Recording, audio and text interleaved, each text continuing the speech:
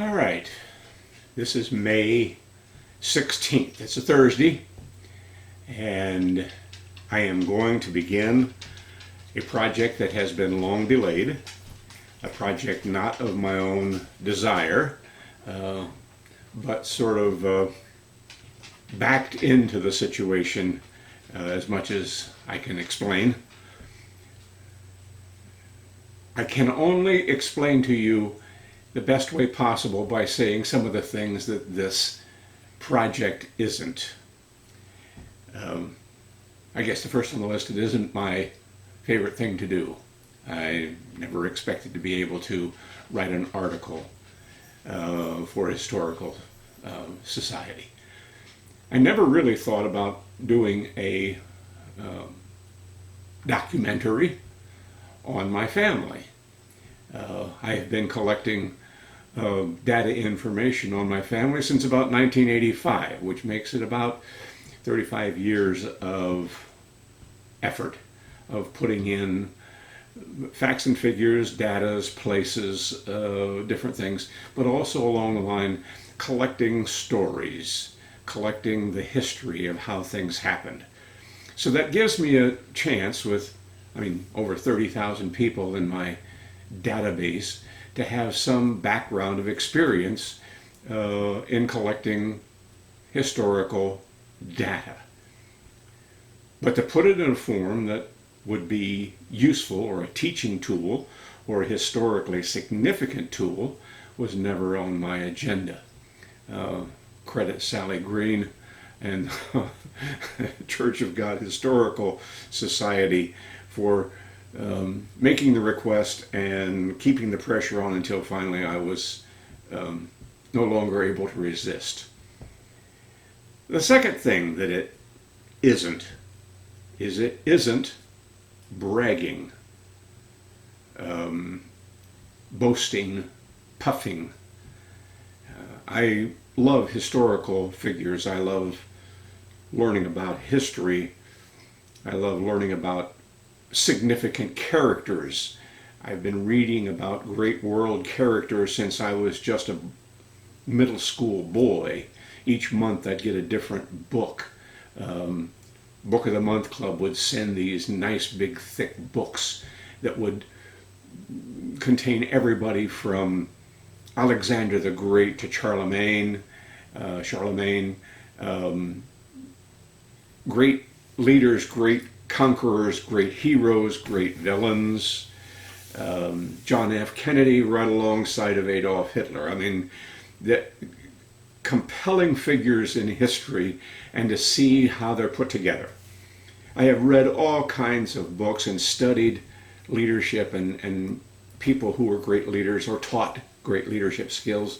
John Maxwell, 6 things that leaders think, outliers. You go through the whole list of ones, how to think like a freak, Freakonomics. I have studied the dynamics of how things work.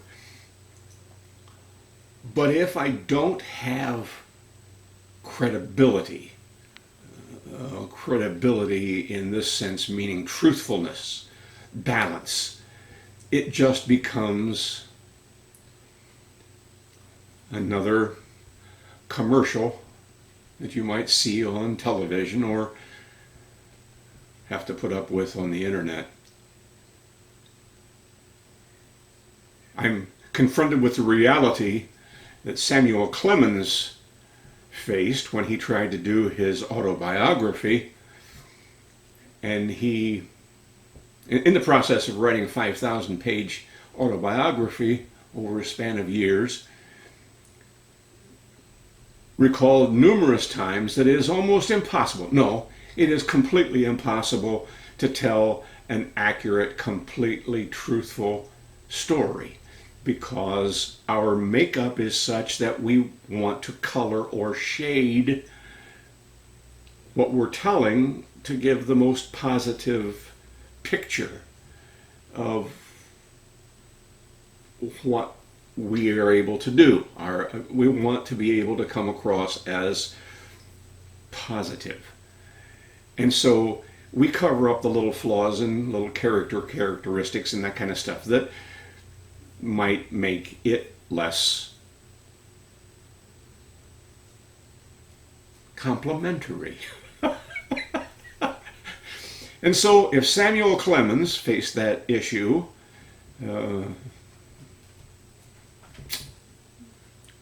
Ulysses S. Grant faced that issue in writing his story of the Civil War, and all the other kinds of ones who were published about that same time through Samuel Clemens Publishing House. I'm no less vulnerable than anybody else. The third problem that it isn't, this project isn't, is putting anyone else down. One of the biggest issues that I struggled with since the very beginning is when you take a personality like Tom Douglas and his lifelong ministry. He faced many challenges. He faced numerous conflicts.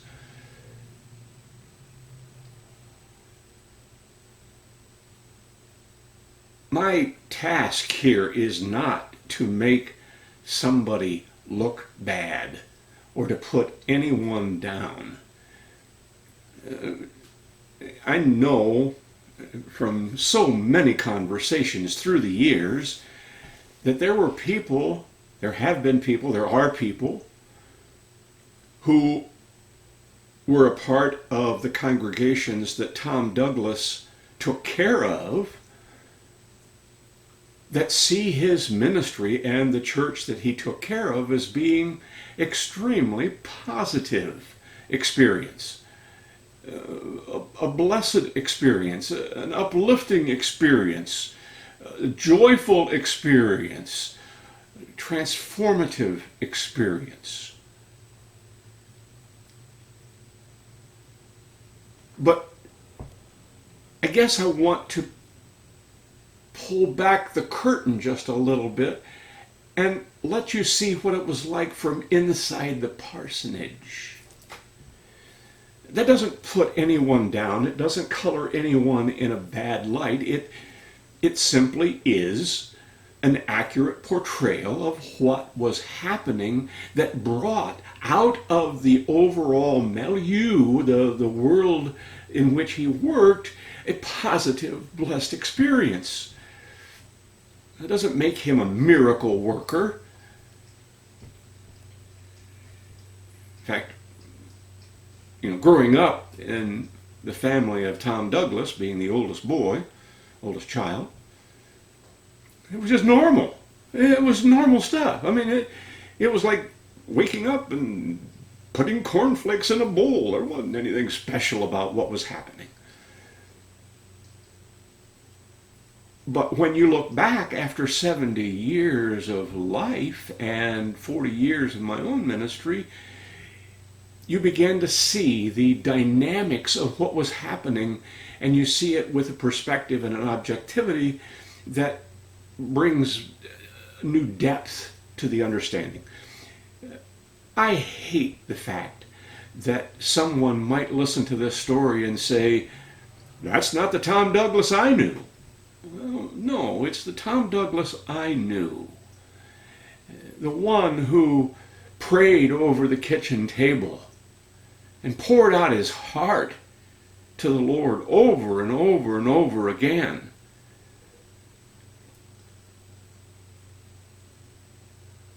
I can't put that passion out of my mind. It was a part of what life was like living with Tom Douglas, Betty Douglas, and that family.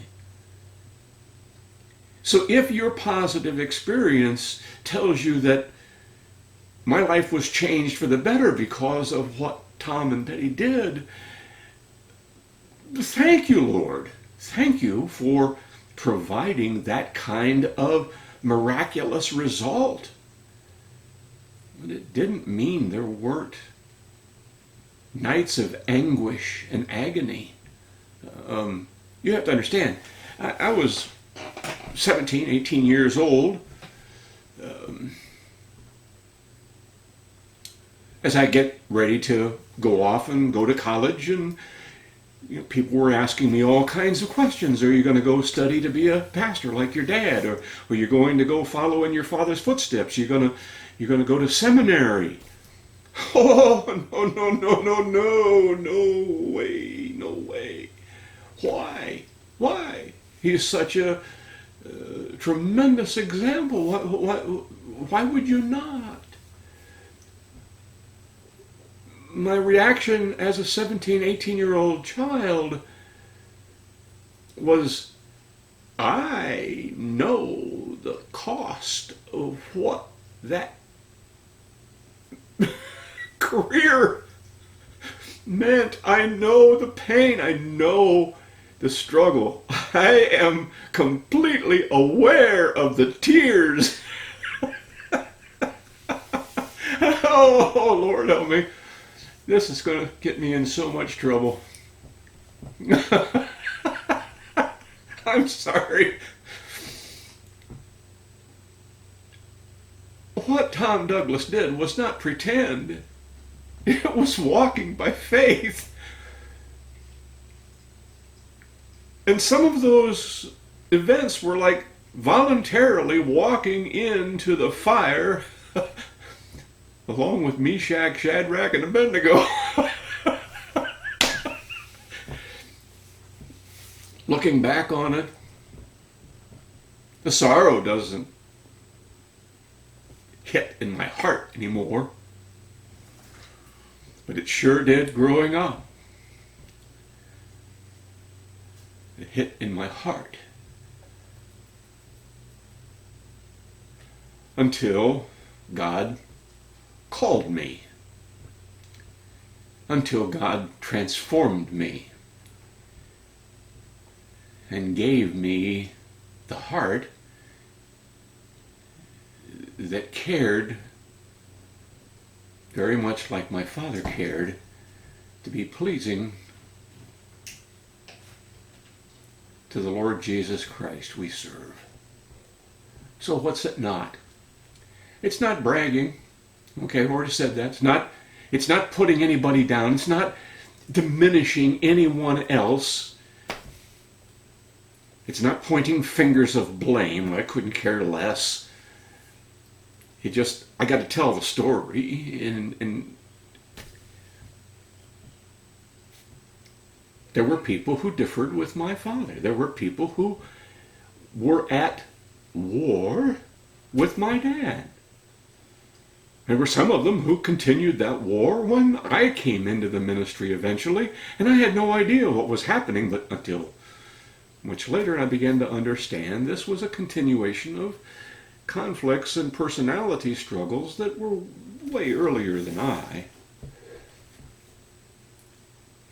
What else is it not? It is not an obituary. You want an obituary? I got one printed. You can read down through and such a dates. He was in here, and he went to this, and he did that, and then he went on the road, and he did this, and you want an obituary? Takes about 15 minutes for me to print one out for you and send it to you, and you can read the obituary, and that's it. This is much different. It's not just a rehearsal of he went here and went there. He lived here, he died there. I'm a family historian. The marks along the way when people are born, when they're married, or when they have a child, or they lose a member of the family, those are all markers along the way. But it isn't the story. All right? It isn't the depth of what they were. Okay, what else is this not? It's not an obituary. It's not bragging. It's not boasting. It's not puffing. It's not putting anybody else down. Let me see. What else can I say? Well, what is it then? This is a message to my children. This is a message to my grandchildren. This is a message to my great-grandchildren. I want you to know who you are. Oh, yes, I'll use part of it. I mean, there'll be part of it included in probably a historical article for the General Conference Historical Society. I give Sally and her whole team of historians there full editorial rights and privileges to use whatever is shared in this little story we're going to do in a way that seems appropriate to their usefulness. And that is completely without limits. You do with it whatever you wish. But it is in basically two huge parts. Okay, why is it in two parts? Well, one part is the Tom Douglas part, and that is the story I'm supposed to tell. But the other part of it is Tom Douglas did not spring up like a weed in a person's front yard. He came out of an environment that was very unique. He came out of a society that was unique. He came out of a family that was unique. He came out of an economic time that was unique. He came out of a system of belief and practice within faith that was very unique. We played games growing up. We would take little long toothpicks and we would hold them in bunches. We called it pickup sticks. And we would hold them vertically and then open our hand and they would drop to the table in this conglomeration of sticks going all different directions. And the challenge was to pick one up without moving any of the rest of them. It proved almost impossible because one stick was intimately connected with several others in that same milieu, that world that we had created when we opened our hand and they fell. There's a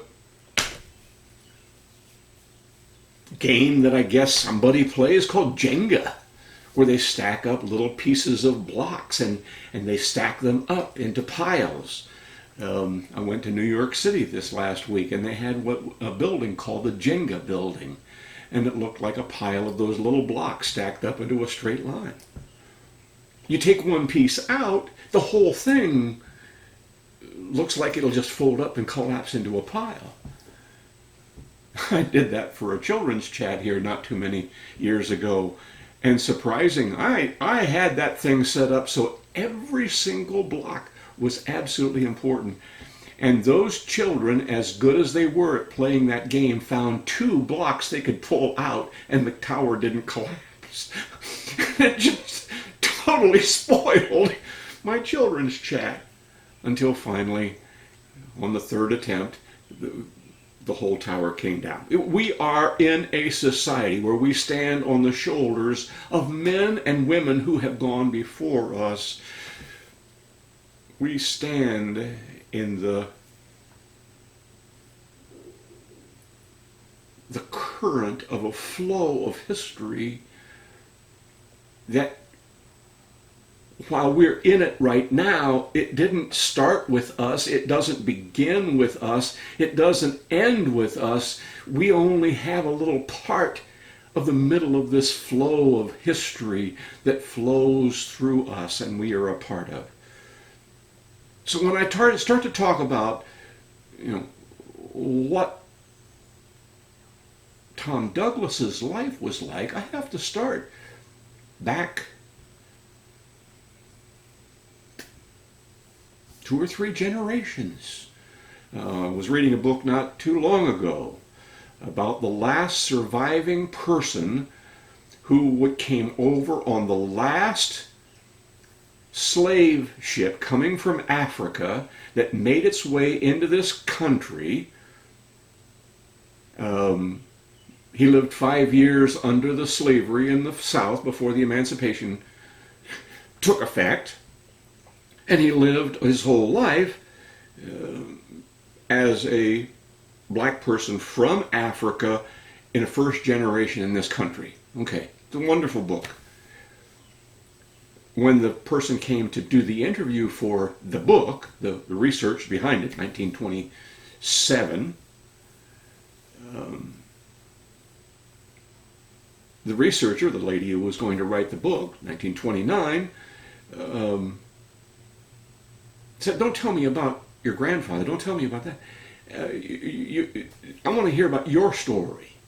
And he looked at her with a strange expression on his face and said, "How can I explain my story without realizing I'm simply a seed from a previous generation? You can't understand the person until you understand where he came from." That's what we're doing. Okay. So we've said what it's not, we've said what it is. It is a story of the Spirit of God working through an individual life with an individual unique personality who was given unique gifts, who was given a unique environment in which to grow up, who was given unique opportunities to serve, who served in a unique role, who had incredible impact, and in the process taught us a great deal about who Jesus Christ is. I was going to say was, but this is the present tense. God is alive and working in the world today, just as he was through all of Tom Douglas's life. And what we can accomplish. What Jesus Christ is and what we can accomplish. And what our possibilities for our own future might be. What is it? It is the story of a person who lived by faith that changed the world. Just a little. Now I'm ready to tell a story. Thank you.